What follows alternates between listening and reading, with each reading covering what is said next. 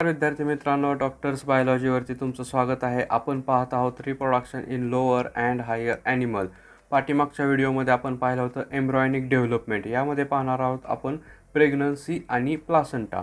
तर चला तर मग सुरू करूया. बघा, जे विद्यार्थी चॅनलवरती नवीन आहेत त्यांनी चॅनलला सबस्क्राईब करा. व्हिडिओ आवडल्यास नक्की शेअर करा व कमेंट काय डाऊट असल्यास कमेंट करायला विसरू नका. बघा, प्रेग्नन्सी म्हणजे काय हे आपण पाहणार आहोत या व्हिडिओमध्ये. बघा, ह्या 3 डायग्रामवरून तुम्हाला लक्षात येत असेल की आपण जे काय पाठीमागच्या व्हिडिओमध्ये एम्ब्रॉयनिक डेव्हलपमेंट पाहिलं होते की त्याचा शेवटची स्टेज म्हणजे त्याला म्हणलो होतं आपण गॅस्ट्रुलेशन. त्यामध्ये 3 जे लेअर झाले होते, एक्टोडर्म, मेसोडर्म आणि एंडोडर्म. ह्या 3 लेअरपासून काय तयार झालं होतं तर ऑर्गॅनोजेनेसिसला सुरुवात झाली होती. त्यामध्ये ऑर्गन्स तयार होत होते. हळूहळू त्या एम्ब्रियोची किंवा त्या फिटसची डेव्हलपमेंट होत होती. तिथून काय होणार आहे तर ह्या प्रेग्नन्सीला सुरुवात होणार आहे. बघा, ह्या 3 डायग्रामवरून तुम्हाला लक्षात येईल की कशा पद्धतीनं आपण त्या प्रेग्नन्सीमध्ये त्या एम्ब्रियोची, त्या फिटसची, त्या चाइल्डची डेव्हलपमेंट होत असते. बघा, ह्या 3 डायग्राममध्ये म्हणजेच काय तर ह्या 3 स्टेजेस आहेत प्रेग्नन्सीच्या. आपण त्या बघूया प्रेग्नन्सी म्हणजे काय. चला सुरू करूया. बघा, प्रेग्नन्सी म्हणजे काय, it is the condition of carrying one or more embryos in the uterus. म्हणजे एक किंवा त्यापेक्षा अधिक किंवा आपण बघा ट्विन्स किंवा जुळे म्हणतो आपण त्याला, अशा प्रकारचे जे काय एम्ब्रियो युटेरसमध्ये कॅरी करायच्या प्रोसेसला काय म्हणतो आपण प्रेग्नन्सी. ओके, लक्षात आलं. Condition of carrying one or more embryo in the uterus. It is also called as the gestation. ठीक आहे, ह्याला जेस्टेशन ही म्हणलं जातं. बघा, अजून काय म्हणू शकतो प्रेग्नन्सीला आपण, period between the fertilisation to parturition. म्हणजे फर्टिलायझेशन झाल्यापासून पार्च्युरेशनपर्यंत या कालावधीला काय म्हणतो आपण प्रेग्नन्सी. पार्च्युरेशन म्हणजे काय, डिलिव्हरी, जो काय चाइल्डची डिलिव्हरी होते त्याला काय म्हणतो आपण पार्च्युरेशन. आपण नेक्स्ट पॉईंटमध्ये आपण त्याला पाहणार आहोत. लक्षात ठेवा फक्त. बघा, आता हा पिरियड किती असतोय ॲव्हरेजमध्ये काय सांगता येतं तर 266 डे, म्हणजे 266 दिवसाचा हा काय टोटल पिरियड आहे. म्हणजे आपण जे फर्टिलायझेशन झाल्यापासून 266 दिवस किंवा 280 दिवसाचा हे काय तर एक टोटल पिरियड आहे. म्हणजे टोटली काय सांगता येईल तर 9 मंथ म्हणजे 9 महिन्याचा हा टोटल कालावधी आहे. आणि ह्या कालावधीला काय केलं आपण 3 ग्रुपमध्ये डिवाईड केले. त्याला म्हणलं जातं ट्रायमेस्टर. लक्षात ठेवा. टोटल मंथ्स म्हणजे त्याला काय म्हणतो आपण टोटली 280 डेज. म्हणजे आता प्रेग्नन्सी जेव्हा सुरुवात होत असते किंवा प्रेग्नन्सी ज्या सुरुवात होते त्याला आपण फर्स्ट ट्रायमेस्टर, सेकंड ट्रायमेस्टर आणि थर्ड ट्रायमेस्टर ह्या 3 ट्रायमेस्टरमध्ये आपण काय केलं तर प्रेग्नन्सीला आपण डिव्हाइड केलेत. ओके, लक्षात येते.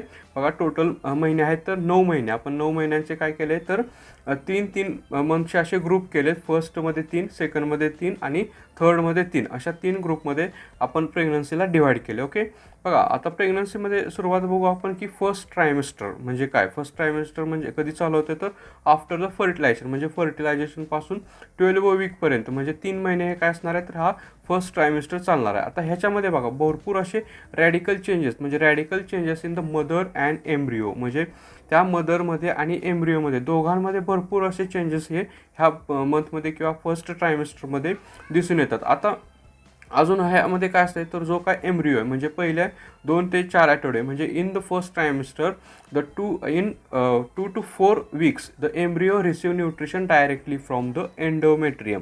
बघा, तो एम्ब्रियो काय करत असतोय, जो काय त्याचं न्यूट्रिशन रिक्वायर आहे म्हणजे त्यांना जे काय न्यूट्रिशनची गरज आहे तो काय करत असतोय तो डायरेक्टली एंडोमेट्रियममधून घेत असते. ओके, बघा सोपं आहे. एंडोमेट्रियम जे काय एंडोमेट्रियमचं जे काय वॉल आहे, एंडोमेट्रियमचा जो काय लेअर आहे त्यामधून जे काय न्यूट्रिशनल मटेरियल आहे तो काय करत असते एम्ब्रियो फीड करत असते. ओके, त्यानंतर बघा तो फीडिंग करून काय असते तर त्याच्यामध्ये ऑर्गॅनोजेनेसिस म्हणजे it is a first or main period for the organogenesis. म्हणजे फर्स्ट ट्रायमेस्टरमध्ये ऑर्गन्स डेव्हलप व्हायला सुरुवात होत असते आणि हा काय तर मेन पिरियड आहे ऑर्गन तयार होण्यासाठी.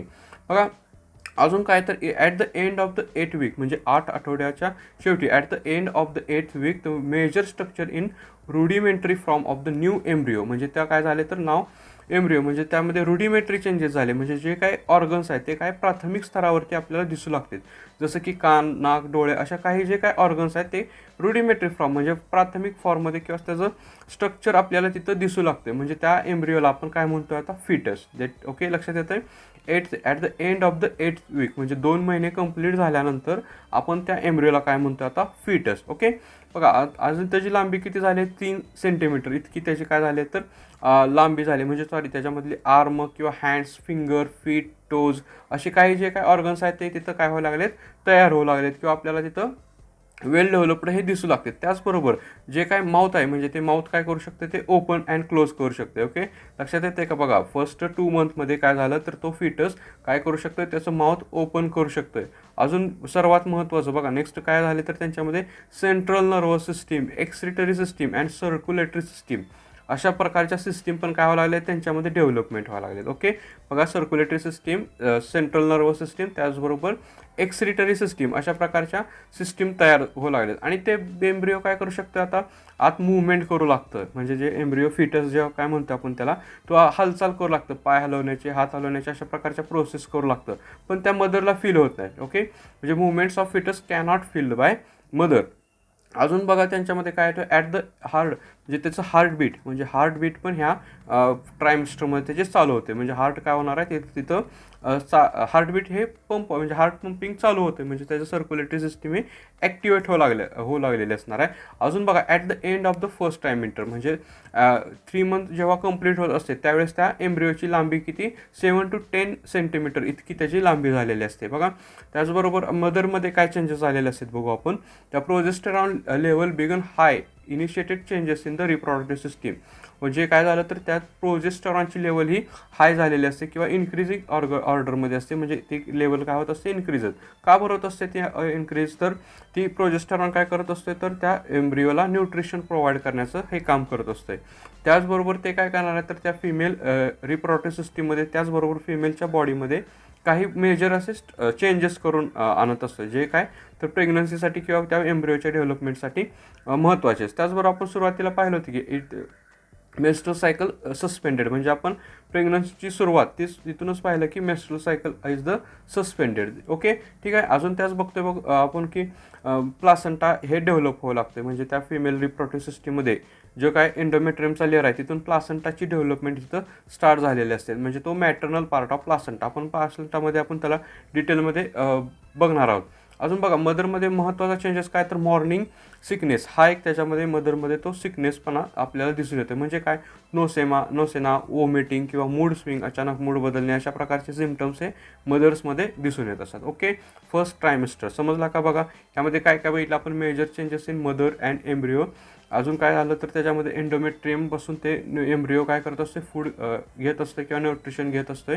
फिंगर, हँड किंवा त्यामध्ये टोज अशा प्रकारचे ऑर्गन्स त्यामध्ये तयार झालेत. त्याचबरोबर central nervous system, excretory system, त्याचबरोबर सर्क्युलेटरी सिस्टीम तयार झालेत. हार्टबीट त्याचं स्टार्ट झालं आहे.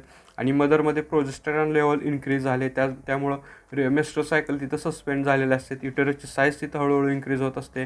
मॅटर्नल प्लासंटा तिथं डेव्हलप झालेला. ओके, बघा, नेक्स्ट बघू आपण second trimester. Okay, second trimester बघा, it is a rapid growth. म्हणजे त्यामध्ये काय होणार आहे, सेकंड ट्रायमिस्टरमध्ये rapid growth of rapid growth of fetus takes place त्यामध्ये. आणि फुल्ली ॲक्टिवेटेड त्यामध्ये ग्रोथ दिसणार आहे. ॲव्हरेज इथं आपल्याला एक साईज सांगितले की 30 सेंटीमीटरमध्ये 30 सेंटीमीटर एवढी लांबी त्या फिटसची होऊ शकते किंवा तिथं त्याची ग्रोथ होऊ शकते. त्याचबरोबर जशी जशी एम्ब्रिओची त्या फिटसची साईज इन्क्रीज होत असते, त्याचबरोबर त्या फिमेलमधील युटेरसची पण साईज तिथं इन्क्रीज होणार आहे. कारण त्या एम्ब्रिओला तिथं त्याला जागा पाहिजे असते, म्हणून युटेरसची पण काय होणार आहे, तर तिथं ग्रोथ होणार आहे. दिस इज द प्रेग्नन्सी बिकम ॲब्युअस. म्हणजे तिथं काय झाले, आपल्याला प्रेग्नन्सी ही त्या फिमेलमध्ये स्पष्टपणे आपल्याला दिसू लागते. ठीक आहे, एक्सटर्नली पण आपण त्या फिमेलला ऑब्झर्व केल्यावर आपल्याला समजून जाईल की this woman is the pregnant. Okay, अशा प्रकारे काय झालं, तर त्यामध्ये फिमेलच्या युटेरसची साईज इन्क्रीज झाली. बघा, आता एम्ब्रिओमध्ये बघा, एम्ब्रिओमध्ये काय तर development of brain takes place. म्हणजे ब्रेनची डेव्हलपमेंट इथून स्टार्ट झाली. ओके, लक्षात आलं. सेकंड ट्रायमिस्टरमध्ये म्हणजे 4th मंथमध्ये काय झालं, तर त्या एम्ब्रिओची किंवा त्या फिटसमध्ये ब्रेनची डेव्हलपमेंट तिथं सुरुवात झाली. बघा, hormonal level stabilize the HCG म्हणजे human chorionic gonadotropin decline the corpus luteum and deteriorates the regeneration. म्हणजे कॉर्पस ल्युटियम जो काय करतोय, प्रोजेस्टेरॉन सिक्रेट करत असतोय, तो एम्ब्रिओच्या डेव्हलपमेंटसाठी उपयुक्त आहे.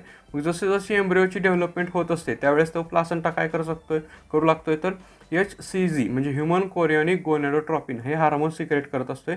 त्यामुळं त्या प्रोजेस्टेरॉनची लेवल ही मेंटेन ठेवली जाते किंवा ते इन्क्रीज करत असते. आता कुठून ते मेंटेन ठेवली जाणार आहे, तर कॉर्पस ल्युटियमपासून. ओके, कॉर्पस ल्युटियम काय करणार आहे, तो ॲक्टिव्ह राहणार आहे आणि तिथून तो प्रोजेस्टेरॉन तिथं कंटिन्युअस सिक्रेट करत असणार आहे. त्यामुळं त्या एम्ब्रिओची डेव्हलपमेंट होण्यास मदत होणार आहे.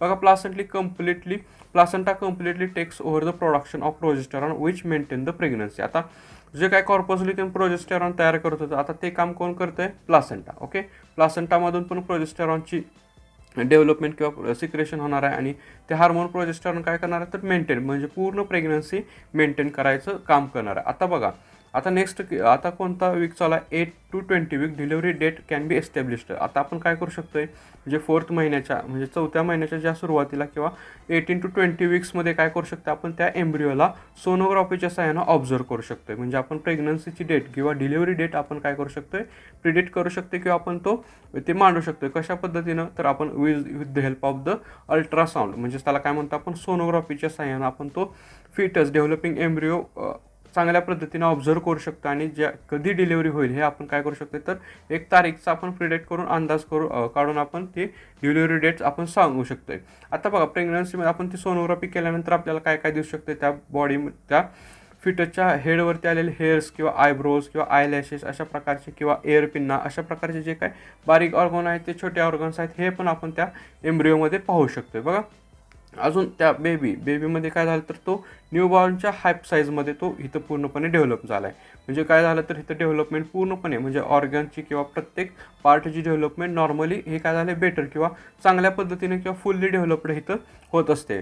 काही प्रॉब्लेम जर असतील त्या डेव्हलपिंग एम्ब्रिओमध्ये, काही बेबीमध्ये हार्ट प्रॉब्लेम येऊ शकतात किंवा हार्टची ब्रेनची इनकम्प्लीट डेव्हलपमेंट असे, हे पण आपण ऑब्झर्व करू शकतो अल्ट्रासाऊंड म्हणजे सोनोग्राफीच्या सहाय्यानं. आपण काय करतोय तर त्या बेबीमध्ये अशा प्रकारचं ऑब्झर्वेशन करून आपण त्यांच्यावरती वेगवेगळ्या प्रकारे किंवा चांगल्या प्रकारची ट्रीटमेंट आपण कंटिन्यू करू शकतोय. ओके, म्हणजे ह्यामधला जो काय बेबी आहे किंवा जो काय फिटस आहे फुल्ली डेव्हलप्ड आहे आणि तो फुल्ली कसा असतोय, ॲक्टिवेट असतोय. आणि त्यावेळेस जो काय बेबी काय करू शकतो, movement of baby easily failed by the mother, म्हणजे त्या एम्ब्रिओची किंवा फिटसची जी काय मुवमेंट होत असणार आहे, आत हालचाल होत असते ती, तो बेबी काय करत असतो, लात मारू शकतो, हाताची हालचाल करू शकतो. अशा प्रकारच्या ज्या काय हालचाली आहेत त्या एम्ब्रिओच्या हालचाली मदरला फील होऊ लागतात. ओके, लक्षात ठेवा, 4 to 5 मंथ या कालावधीमधल्या जे काय फिमेलच्या त्या एम्ब्रिओच्या हालचाली आहेत त्या मदरला इझिली फेल्ट होऊ शकते, इझिली त्या जाणू शकतात. ओके, हा झाला सेकंड ट्रायमिस्टर. ओके, म्हणजे 4 to 5, 6 आणि 7th मंथपर्यंत काय झाला तर हा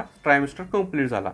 नेक्स्ट चालू होते तो थर्ड ट्रायमिस्टर, त्यालाच काय म्हणतो आपण फायनल ट्रायमिस्टर, म्हणजे 7 म्हणजे 8 9 अशा प्रकारचा लास्टचा ट्रायमिस्टर. यामध्ये बघा हा काय म्हणू शकतो आपण 7th वीक टिल द पार्च्युरेशन, शेवटच्या म्हणजे पार्च्युरेशनपर्यंत असणारा कालावधी. आता ह्यामध्ये बघा फिटसची फुल्ली डेव्हलपमेंट झाले आणि तो पार्च्युरेशनसाठी म्हणजे डिलिव्हरीसाठी पूर्णपणे तो एम्ब्रिओ फिटस हा कशा असतोय, रेडी असतो. आता ह्यामध्ये बघा the foetus grow about the 3 to 4 kg in the weight, म्हणजे त्या बाळाचं वजन किती झाले आता 3 to 4 kg इतकं त्याचं वजन झालेलं असते. 50 सेंटीमीटर ॲव्हरेज 30 सेंटीमीटर अशा रेंजमध्ये त्याची लॉंग लेंथ झालेली असते. आणि त्याचबरोबर ह्यामध्ये आयज आर द ओपन्स, म्हणजे ते फिटस काय करू शकते, त्याचे डोळे ओपन करू शकते, डोळे उघडझाक करू शकते, अशा प्रकारे त्याच्यामध्ये ते मुवमेंट झालेले असते. आणि त्यामुळे अजून काय झालं तर त्या बेबीची फुल्ली डेव्हलपमेंट झाले, त्यामुळं जे काय युटेरसची एक्सपांड म्हणजे uterus expand the mother abdominal organs become compressed and displaced, म्हणजे त्या युटेरसची साईज वाढली, म्हणजे त्या बेबीने तिथं जागा ऑक्युपाय केली. त्यामुळं काय झालं तर त्या फिमेलमध्ये असणारे जे काय अदर्स ऑर्गन्स आहेत, जसं ॲबडॉमिनलमध्ये जे डायजेस्टिव्ह सिस्टीम असणारा, किडनी असणारा, अशा प्रकारचे युरिनरी ब्लॅडर, अशा प्रकारच्या ऑर्गन्सला काय केलं त्या फिटसने कॉम्प्रेस केलं. त्यामुळं त्या मदरमध्ये अनकम्फर्टेबल असं फील त्या आतूनमधून त्यांना जाणवत असतं. त्याचबरोबर काय होत असणार आहे तर फ्रिक्वेंटली युरिनेशन त्यांच्यामध्ये ते जाणवत असणार आहे, की म्हणजे कसं तर ब्लॅडर हा काय झालं तर कॉम्प्रेस झाला, त्यामुळे त्यांना युरिनेशनसारखं हे होणार आहे, म्हणजे फील होणार आहे. त्याचबरोबर डायजेस्टिव्ह ब्लॉकेज, म्हणजे त्यांच्यामध्ये डायजेस्टिव्ह सिस्टीममध्ये किंवा ब्लॉकेज येऊ शकतात किंवा इनडायजेशन त्यांना ते जाणू लागतात. त्याचबरोबर स्ट्रेंथ इन बॅक मसल, पाठीमध्ये दुखण्याचं किंवा बॅक मसलमध्ये त्यांना प्रॉब्लेम येऊ शकते. अशा प्रकारचे त्या फिमेलमध्ये लास्ट मंथमध्ये प्रॉब्लेम्स ते जाणू लागत असते. ठीक आहे बघा, आणि ह्यामध्ये म्हणजे at the end of this trimester the fetus or this embryo is the ready for the parturition. Okay, ह्या झाला थर्ड ट्रायमिस्टर. बघा लक्षात आहे, ह्या थर्ड ट्रायमिस्टर हा काय तर वेल डेव्हलप्ड बेबीचा असतोय तो, त्यामध्ये फुल्ली डेव्हलप्ड एम्ब्रिओ आपल्याला दिसून लागतोय, म्हणजे तो किती 3 to 4 kgचा असू शकतो आणि त्यामध्ये काय असणार आहे तर मदरमध्ये काय तर युटरसची फुल साईज इन्क्रीज झाल्यामुळं ॲबडॉमिनल ऑर्गनचे काय झाले असते ते कॉम्प्रेस झालेले असते, डिस्प्ले झालेले असणार आहेत. फिमेलमध्ये कंटिन्युअस किंवा फ्रिक्वेंटली युरिनेशनचा प्रॉब्लेम आहे, डायजेस्टिव्ह ब्लॉकेज आहेत किंवा स्ट्रेंट आहेत, बॅक मसल पेन, अशा प्रकारचे प्रॉब्लेम्स त्या फिमेलमध्ये दिसून येतात. आणि इथून जो काय तर तो बेबी डिलिव्हरीसाठी हा रेडी असते. ओके, हे झाले पूर्णपणे प्रेग्नन्सी. हे काय तर आपण बघितलं आता प्रेग्नन्सी टोटल किती 9 मंथचे आहेत. आपण त्या 9 मंथला 3 ट्रायमेस्टरमध्ये आपण कन्वर्ट केलं, फर्स्ट, सेकंड, थर्ड. फर्स्टमध्ये कसं त्या दोघांमध्ये मदर आणि त्या चाइल्डमध्ये पण काय डेव्हलपमेंट होते, प्लासेंटा कसा तयार होतो हे आपण बघितलं. आता सगळ्यात महत्त्वाचं पुढचा, मदर आणि त्या चाइल्डला कनेक्ट करणारा एक ऑर्गन, त्याला काय म्हणतो आपण प्लासेंटा. आता बघा प्लासेंटा काय तर हा एक प्रकारचं स्ट्रक्चर आहे आणि तो फंक्शन काय करत असतोय, it is the function as the connection between foetal and maternal circulation. बघा प्लासेंटा बघू आपण, प्लासेंटा एक महत्त्वाचा ऑर्गन आहे कशामध्ये तर एम्ब्रिओच्या डेव्हलपमेंटसाठी. त्यामध्ये काय करत असते ते प्लासेंटा मदरमधून जे काय न्यूट्रिशन मटेरियल त्या चाइल्डमध्ये किंवा त्या फिटसमध्ये ट्रान्सफर करत असते. फिटसमध्ये जे काय एक्सक्रिटरी प्रॉडक्ट तयार झाले ते परत मदरच्या बॉडीमधून ते बाहेर टाकायचं काम करत असते. अशा प्रकारे काय करत असते तर प्लासेंटा एक मदत करणारा एक इम्पॉर्टंट असा. बघूया आपण आता प्लासेंटा. बघा प्लासेंटा म्हणजे इथं जे काय एक स्ट्रक्चर दिसतं ह्याला काय म्हणतो आपण प्लासेंटा. आणि हे कशा पद्धतीनं आपण यूज फंक्शन बघितलं की ते काय तर connection between the embryo or foetus to mother, अशा प्रकारचं जे काय कनेक्शनचा रिजन आहे त्याला म्हणतोय प्लासेंटा. बघू यामध्ये काय काय डिटेल्समध्ये आपल्याला बघता येतील. The temporary structure and functional connection between the foetal and maternal circulation. बघा सर्क्युलेशन हा एक शब्द महत्त्वाचा आला आहे. सर्क्युलेशन म्हणजे काय करणार आहे तर ते फिटसमधून मदरमध्ये आणि मदरमधून फिटसमध्ये असं ब्लडचं किंवा न्यूट्रिशनचं ते सर्क्युलेशन करणार आहे. It is the discord organ in the uterus of the pregnant woman. Pregnant वुमनच्या युटेरसमध्ये असं पद्धतीचं एक तर डिस्कॉइडल ऑर्गन असं आपल्याला तिथं दिसून येणार आहे, attached to the wall of uterus and the baby's umbilical cord. आता बघा हे काय तर प्लासेंटा हा रिजन जेवढा काय आहे तर वॉल आहे, युटेरसची वॉल आहे आणि हे जे काय आहे ते आहे ते अंबायकल कॉर्ड.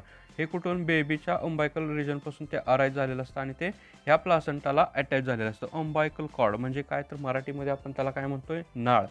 बघा हे नाळाच्या सहाय्यानं काय केलं असतं तर प्लासेंटा आणि बेबी म्हणजे त्या फिटसला कनेक्शन हे दिलेलं असतं. आणि त्या अंबायकल कॉर्डमध्ये काय असते तर वेगवेगळ्या ब्लड वेसल वगैरे तिथं असते. आणि हे बघा हा प्लासेंटा कशा पद्धतीने तयार झाले, formed from the mother and the foetus tissue. म्हणजे काही टिश्यू ह्यामध्ये मदरचे असतात आणि काही टिश्यू हे फिटसपासून तिथं दिलेले जातात. म्हणजे बघा जे काय मदरच्या टिश्यूपासून तयार झालेले असतात त्याला काय म्हणतो आपण पहिला बघू आपण the part contributed by the foetus is called as the foetal placenta. म्हणजे फिटसपासून जे काय टिश्यू अराईज झालेत किंवा फिटसच्या रिजनपासून अराईज झालेल्या टिश्यूपासून जो काय प्लासेंटा तयार होतो त्याला म्हणतो आपण फिटल प्लासेंटा. किंवा त्याला काय त्यामध्ये काय असेल तर कोरियोनिक व्हिलाय. म्हणजे बघा हा एवढा रिजन काय आहे तो फिटल प्लासेंटा आहे आणि त्याच्यामध्ये ज्या काय व्हिलाय आहेत त्याला काय म्हणतो आपण कोरियोनिक व्हिलाय. ओके, लक्षात आलं, कोरियोनिक व्हिलाय शब्द लक्षात ठेवा. कोरियोनिक व्हिलाय कुठं असते तर in the foetal placenta. Okay, MCQमध्ये हा प्रश्न विचारला जाऊ शकतो, where the foetal placenta are present or the which type of the villi are present in the foetal placenta. अशा प्रकारे प्रश्न असू शकतील तिथं कोरियोनिक व्हिलाय. आणि बघा other part of the term as the maternal placenta. म्हणजे मॅटर्नल प्लासेंटा म्हणजे काय, जो प्लासेंटा मदरपासून अराईज झालेला आहे आणि त्याच्यामध्ये काय असणार आहे तर blood vessel, the blood supply म्हणजे rich in blood supply, blood वेसलचा किंवा ब्लड सप्लायचा तिथं एरिया असा भरपूर असणार. आणि ते कुठून शेअर केलं गेलं आहे तर मदरच्या युटेरसपासून किंवा त्या युटेराइन वॉलपासून. ओके, बघा नेक्स्ट बघू आपण त्याचा. So human placenta is the hemochorial placenta. म्हणजे हिमोकोरायल म्हणजे काय, ज्या काय ब्लड वेसलचा पार्ट आहे त्याला काय म्हणलं गेलं हिमो, आणि कोरायल म्हणजे काय ह्या मायक्रोव्हिलाय किंवा त्या व्हिलायच्या रिजनला काय म्हणतो आपण कोरल. अशा प्रकारचा जो काय प्लासेंटा आहे त्याला काय म्हणतो हिमोकोरायल प्लासेंटा. ओके, ह्युमन प्लासेंटा कसा आहे हिमोकोरायल असा प्लासेंटा ह्युमनमध्ये दिसतोय. बघा आता त्या अंबायकल कॉर्डमध्ये बघू काय काय असते तर अंबायकल कॉर्ड कशा पद्धतीनं तयार झालेला आहे. बघा umbilical cord is the of this 3 type of the blood vessel. Okay, लक्षात ठेवा ह्यामध्ये काय तर 3 types of the blood vessel आहे. 2 आर स्मॉल आर्टरीज. ओके, 2 काय तर आर्टरीज आहेत आणि 1 इज द लार्ज व्हेन्स. बघा ह्यामध्ये काय तर आर्टरीज आणि व्हेन्स यापासून हा अंबायकल कॉर्ड तयार झाला आहे. आर्टरीचं काय फंक्शन आहे, it is the carry the blood toward the placenta. मग ब्लड येणार आहे तिकडून प्लासेंटा, आणि व्हेन्सचं काय return blood to the foetus म्हणजे ब्लड करून ते फिटस कलेक्ट करणे आणि ब्लड हे काय त्या बेबीला प्युअर असं किंवा न्यूट्रिशन रिच ब्लड प्रोव्हाइड करणे हे काम कोणाचं आहे तर त्या अंबायकल कॉर्डचं. लक्षात आलं. बघा लक्षात ठेवा हे आर्टरीज आणि व्हेन्सपासून हा अंबायकल कॉर्ड बनला आहे म्हणजे ती नाळ ते आणि ते काय काम करत असतं तर ब्लड प्रोव्हाइड करणे, ब्लड सर्क्युलेशन करणे, त्या बेबीला ऑक्सिजन सप्लाय करणे, न्यूट्रिशन सप्लाय करणे, अशा प्रकारचं ट्रान्सपोर्टेशनचं काम कोण करत असते तो अंबायकल कॉर्ड. ओके ठीक आहे. बघा इथं supply of oxygen, nutrition and also removal of the carbon dioxide and the excretory wastage from the produced by the fetus. It is the main function of the umbilical cord and placenta. Okay आलं लक्षात. हा झाला placenta. आता आणि placenta ह्याच्या व्यतिरिक्त काय काम करतोय तर it also act as the endocrine Gland or endocrine tissue. बघा आता एंडोक्राइन काय आहे हे तुम्हाला चांगल्या पद्धतीनं माहीत आहे, तरी ते तुम्ही मला कमेंटमध्ये सांगा की एंडोक्राइन म्हणजे कशा पद्धतीचे टिश्यू असतात किंवा कशा प्रकारच्या ग्लँड्स असतात. Okay it act as a endocrine tissue. आता एंडोक्राइन टिश्यू म्हणजे काय करणार आहेत तर ते काहीतरी हार्मोन्स सिक्रेट करत असतात. कोणते हार्मोन्स आहेत ते बघू आपण आता. HCG ह्युमन कोरियनिक गोनॅडोट्रॉपिन हे काय तर एक प्रकारचं हार्मोन आहे. ते कोण सिक्रेट करत असते तर हा placenta. Okay human up to the end of the first trimester म्हणजे फर्स्ट ट्रायमिस्टरमध्ये काय करणार आहे तर HCG हे हार्मोन काय करते तर हा प्लासेंटा सिक्रेट करत असते. बघा ह्या HCG हार्मोनमुळं आपण काय करू शकतो तर त्या ह्युमनमध्ये असणाऱ्या प्रेग्नन्सी टेस्ट करू शकतो. बघा the presence of the HCG hormone in the blood that is the sign of the pregnancy. Okay हे एक हार्मोन ह्यासाठी महत्त्वाचं आहे. त्याचबरोबर फर्स्ट ट्रायमिस्टर काय होणार आहे तर ते डिक्लाइन होणार आहे आणि ते नंतर कोणता हार्मोन सिक्रेट करते बघू आपण. Progesterone is produced at the end of the first trimester. आणि फर्स्ट ट्रायमिस्टर जेव्हा एंड होते त्यापासून म्हणजे सेकंड ट्रायमिस्टरपासून पूर्ण प्रेग्नन्सीपर्यंत हे कोणता हार्मोन सिक्रेट करणार आहे तर हे प्रोजेस्टेरॉन. ओके प्रोजेस्टेरॉन हे काय आहे ते आपल्याला माहीत आहे चांगल्या पद्धतीनं. हे काय करत असते प्रेग्नन्सी मेंटेन करत असते. प्रेग्नन्सीमध्ये त्या फिटसला डेव्हलपमेंट करण्यासाठी मदत करत असते. फिमेलमध्ये प्रेग्नन्सीसाठी असणारे चेंजेस हे प्रोजेस्टेरॉन हार्मोन हे घडवून आणत असते. ओके लक्षात आलं. बघा relaxin is the secreted by the ovary in the later phase of the pregnancy for the fetal growth and development maintenance of the pregnancy. म्हणजे अजून काय करणार आहे तर हे प्रोजेस्टेरॉन काय करते तर त्या ओव्हरीला स्टिम्युलेट करते for the secretion of the relaxin. That relaxin is the helpful for the maintenance and the fetal growth of the embryo. Okay ठीक आहे. त्या फिटलच्या ग्रोथसाठी आणि पूर्ण प्रेग्नन्सी मेंटेन करण्यासाठी ह्या रिलॅक्सिन हार्मोनचा इथं यूज होणार आहे. ओके लक्षात आलं का. हे बघा प्लासेंटाचं हार्मोनल रेग्युलेशन आपण इथं पाहिलेलं आहे. ओके प्लासेंटा म्हणजे काय it is the connection between the mother and foetus. हा कसा आहे तर डिस्कॉइडल रिजन आहे. ह्युमोकॉरायला हा प्लासेंटा आपल्या ह्युमनमध्ये दिसून येतो आहे. तो बेबीच्या अंबायकल कॉर्डला कनेक्ट असतो आहे आणि that's useful for the transportation of blood, nutrition, oxygen and collection of the excretory product. Okay इथं आपण कंप्लीट केला आहे प्लासेंटा. बघा व्हिडिओ कसा वाटला हे तुम्ही कमेंटमध्ये सांगा. जर काही डाऊट असेल तर कमेंटमध्ये नक्की विचारा. माझा ईमेल ॲड्रेस पण दिला आहे मी तुम्हाला. तुम्ही त्याद्वारे मला डायरेक्ट कॉन्टॅक्ट करू शकता. जर व्हिडिओ तुम्हाला चांगले वाटत असेल तर तुम्ही तुमच्या मित्रांबरोबर शेअर करा, चॅनल सबस्क्राईब करा व प्रतिक्रिया नक्की मला कमेंटमध्ये कळवा. आपण नेक्स्ट व्हिडिओमध्ये पाहणार आहोत पार्च्युरेशन आणि लॅक्टेशन. बघा पार्च्युरेशन म्हणजे काय इथं थोडक्यात बघू आपण. जे काय बेबी डेव्हलप झालं आहे त्याच्या डिलिव्हरी प्रोसेसला काय म्हणतो आपण पार्च्युरेशन. त्यामध्ये पण वेगवेगळ्या स्टेपमध्ये आपल्याला पार्च्युरेशन बघायचं आहे. त्यानंतर लॅक्टेशन बघायचं आहे आणि आपल्याला इथं हा टॉपिक कंप्लीट होतो आहे. ठीक आहे. धन्यवाद. थँक्यू मित्रांनो.